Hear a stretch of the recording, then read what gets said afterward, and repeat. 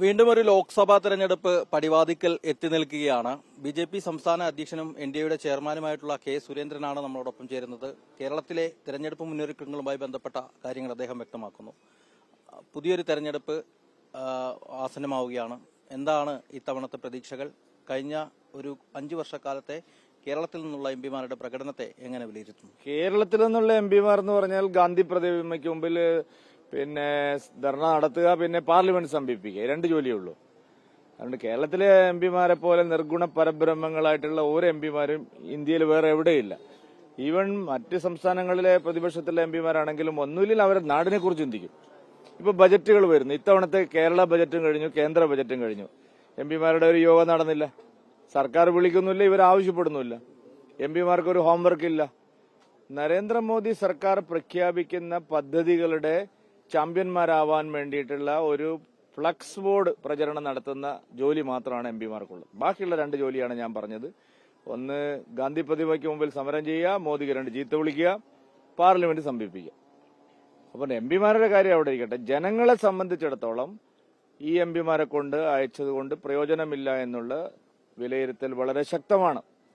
2024 നരേന്ദ്രമോദി സർക്കാർ തന്നെ വരും, വലിയ ഭൂരിപക്ഷത്തിൽ വരുമെന്ന് എല്ലാവരും വിശ്വസിക്കുന്നു. മലയാളികളാകെ ഇപ്പൊ വിശ്വസിക്കുന്ന ഒരു കാര്യമാണ്. 19 അങ്ങനെ ആയിരുന്നില്ല. 2019 എല്ലാവരും പ്രതീക്ഷിച്ചത് രാഹുൽ ഗാന്ധി പ്രധാനമന്ത്രി ആവും. മോദി ഒരു വൺ ടൈം മാജിക്കാണ്, അതുകൊണ്ട് 2ാമത് വരും. അതുകൊണ്ട് രാഹുൽ ഗാന്ധി പ്രധാനമന്ത്രി ആകുമ്പോൾ സ്വാഭാവികമായിട്ടും കേരളീയരൊക്കെ വിചാരിച്ചിട്ടുണ്ടാവും കേരളത്തിൽ നിന്ന് ഒരു പ്രധാനമന്ത്രി ഉണ്ടാകുമ്പോൾ അതിന് ഗുണമുണ്ടാവുമല്ലോ. അത് കബളിപ്പിക്കപ്പെട്ടു എന്ന തോന്നൽ മലയാളിക്കുണ്ട്. അതുകൊണ്ട് തീർച്ചയായിട്ടും ഇത്തവണ പ്രധാന മത്സരം എൻ.ഡി.എ മുന്നണിയാണ്. ഈ ബാക്കി 2 മുന്നണികൾക്കും ഒരു പ്രസക്തിയുമില്ല. കോൺഗ്രസിന് 40 സീറ്റ് പോലും തികയില്ല. CPM-നാകെ 2-3 സീറ്റ് ഇന്ത്യയിൽ ആകെ കിട്ടിയാലായി. അവർ അപ്രസക്തമാണ് ഈ തെരഞ്ഞെടുപ്പിൽ. ഇത് തദ്ദേശ തെരഞ്ഞെടുപ്പല്ല, നിയമസഭാ തെരഞ്ഞെടുപ്പല്ല, ഇതിൽ പാർലമെന്റ് തെരഞ്ഞെടുപ്പാണ്. തീർച്ചയായിട്ടും ഇത് എൻ.ഡി.എയുടെ തെരഞ്ഞെടുപ്പാണ്, ബി.ജെ.പിയുടെ തെരഞ്ഞെടുപ്പ്. കഴിഞ്ഞ തവണത്തേക്ക് അപേക്ഷിച്ച് നോക്കുമ്പോൾ കേരളത്തിൽ ബി.ജെ.പിയെ സംബന്ധിച്ച് ഏറ്റവും വലിയ അവസരമായിരുന്നു. ശബരിമല പ്രക്ഷോഭത്തിന്റെ അനുകൂല സാഹചര്യങ്ങൾ ഉണ്ടായിരുന്നു. ഇത്തവണ പക്ഷേ സ്ഥിതിഗതികൾ അത്തരത്തിലല്ല കാര്യങ്ങൾ. എങ്ങനെയാണ് ഇത്തവണത്തെ തെരഞ്ഞെടുപ്പുമായി ബന്ധപ്പെട്ട പ്രതീക്ഷകൾ? കേരളത്തിൽ എത്ര സീറ്റ് നേടാനാകുമെന്ന് പ്രതീക്ഷിക്കുന്നുണ്ട്? കേരളത്തിൽ എന്തായാലും LDF-ഉം UDF-ഉം ബി.ജെ.പി. എൻ.ഡി.എയും വളരെ ശക്തമായിട്ടുള്ള ത്രികോണ മത്സരം നടക്കും. പ്രധാന കക്ഷി എൻ.ഡി.എ ആയിരിക്കും. നരേന്ദ്രമോദി ആയിരിക്കും ഇത്തവണത്തെ തെരഞ്ഞെടുപ്പ് പ്രചാരണത്തിന്റെ ഏറ്റവും കേന്ദ്ര ബിന്ദു. മോദിയുടെ ഗ്യാരണ്ടി ആയിരിക്കും 2 മുന്നണികളും ഇവിടെ ചർച്ച ചെയ്യാൻ പോകുന്നത്. എല്ലാവരും ചർച്ച ചെയ്യുന്ന വിഷയം. ജനങ്ങളും അത് തന്നെ ഏറ്റെടുത്ത് കഴിഞ്ഞിരിക്കുന്നു. ഇത്തവണ ഏറ്റവും നല്ല മുന്നേറ്റം എൻ.ഡി.എക്കായിരിക്കും. കഴിഞ്ഞ തവണ ഞാൻ നേരത്തെ പറഞ്ഞതുപോലെ മതന്യൂനപക്ഷങ്ങൾക്കിടയിൽ നിന്നും ശക്തമായിട്ടുള്ള ഒരു വിമർശനം, അല്ലെങ്കിൽ ഒരു എതിർപ്പ് ഞങ്ങൾക്കുണ്ടായിരുന്നു. ഇത്തവണ പുതുതായിട്ട് പാർട്ടിയിൽ ചേരുന്നവരെല്ലാം മതന്യൂനപക്ഷങ്ങളാണ്.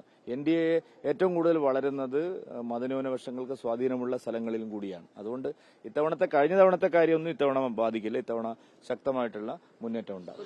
ഒരു കാര്യം കൂടെ, തിരുവനന്തപുരവും തൃശ്ശൂരുമാണ് ബി.ജെ.പി. കേരളത്തിൽ ഏറ്റവും കൂടുതൽ വെച്ച് പുലർത്തുന്ന പ്രതീക്ഷയുള്ള സീറ്റുകൾ.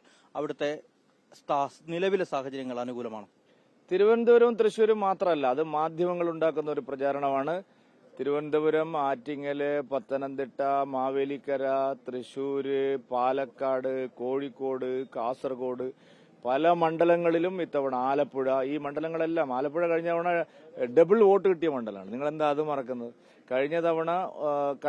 അതിനു മുമ്പത്തെ തവണത്തേക്കാൾ ഇരട്ടിയിലേറെ വോട്ട് കിട്ടി. അപ്പൊ അങ്ങനെയുള്ള മണ്ഡലങ്ങൾ ധാരാളമുണ്ട്. അതുകൊണ്ട് ഞങ്ങൾ എല്ലാ മണ്ഡലങ്ങളും ശക്തമായിട്ട് മത്സരിക്കുകയാണ്. അതുകൊണ്ട് ഏതെങ്കിലും 2 മണ്ഡലം എന്ന് പറയുന്ന പതിവ് ചർച്ച ഞങ്ങൾക്കിടയിലില്ല. അവസാന ചോദ്യം, എൻ.ഡി.എയിലെ സീറ്റ് വിഭജനം പൂർത്തിയായിട്ടുണ്ടോ? BDJS-ന് പുറമെ മറ്റേതെങ്കിലും പാർട്ടികൾക്ക് ഇത്തവണ കേരളത്തിൽ സീറ്റ് അനുവദിച്ചിട്ടുണ്ടോ? തെരഞ്ഞെടുപ്പ് മുന്നൊരുക്കങ്ങൾ പൂർത്തിയാക്കി സ്ഥാനാർത്ഥി പ്രഖ്യാപനം എന്നത്തേക്കുണ്ടോ? അല്ല, നിലവിൽ പാർലമെന്റ് തെരഞ്ഞെടുപ്പിൽ എൻ.ഡി.എയിൽ ബി.ജെ.പിയും BDJS-ഏ ഉള്ളൂ. മറ്റു കക്ഷികൾ ആവശ്യപ്പെട്ടിട്ടുണ്ട്. അവരെ കാര്യങ്ങൾ ഞങ്ങൾ പരിശോധിച്ചുകൊണ്ടിരിക്കുകയാണ്. BDJS-ഉമായിട്ടുള്ള സീറ്റ് വിഭജനം അന്തിമമായിട്ടായിട്ടില്ല. അവര് പുതിയ ചില സീറ്റുകൾ ചോദിച്ചിട്ടുണ്ട്. ഞങ്ങൾ ആ സീറ്റുകളെ സംബന്ധിച്ചുള്ള ചർച്ചകൾ തുടരുകയാണ്. എന്തായാലും BDJS-ഉം ബി.ജെ.പിയും തമ്മിലുള്ള സീറ്റ് വിഭജന ചർച്ചകൾ രമ്യമായി പരിഹരിക്കാൻ കഴിയും എന്നാണ് ചെയർമാൻ എന്നുള്ള നിലയിൽ എന്റെ വിശ്വാസം. ഇന്നലെയും ഞാൻ തുഷാർ വെള്ളാപ്പള്ളിയുമായിട്ട് ചർച്ച നടത്തിയിരുന്നു. തീർച്ചയായിട്ടും സീറ്റ് വിഭജനത്തിലും